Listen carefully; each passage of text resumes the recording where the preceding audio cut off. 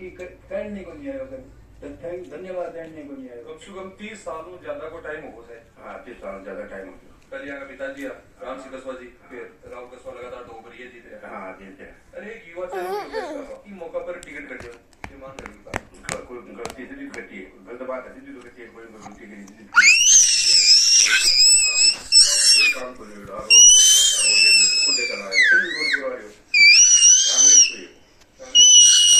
सरपंच ले रहे हैं तो वो भी कोई काम नहीं है हमारा मैं समझा है आप में चाह जाए और आज मैं रोड रोड हो गया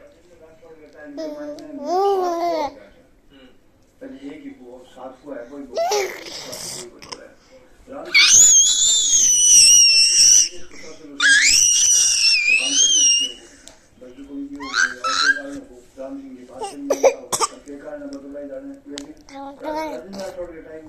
एक ही कोच लेकर साथ हुआ है समुदाय को